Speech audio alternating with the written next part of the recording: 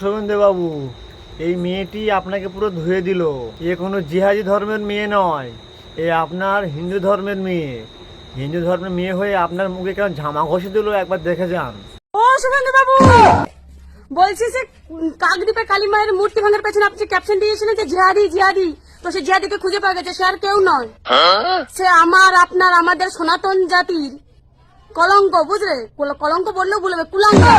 নারায়ণ হালদার বাবা হচ্ছে ভূপতি হালদার। ও আপনি কিছু বলবেন না এই জিহাদিকে নিয়ে? আরে আপনার তো এটা নিয়ে বলা উচিত। আর আসলে কি জানেন, আমি না আপনার প্রথমে পোস্ট দেখে না, ক্যাপশন দেখে আমার খটকা লেগেছে যে ডালে মে কুছ কালা হ্যায়, শুভেন্দু জিহাদি জিহাদি বলছে। অথচ সত্যি যদি ওটা কোনো মুসলিম করে থাকতো তাহলে তো শুভেন্দু বাবু প্রথম পোস্ট করতো নামগুলো, বুঝলেন?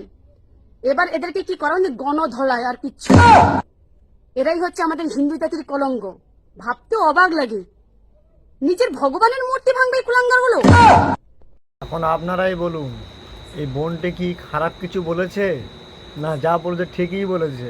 যদি আজ সত্যি সত্যি মুসলিমরাই কাজটি করতো, তাহলে এই যে শুভেন্দু বাবু একে চুপ করে বসে থাকতো?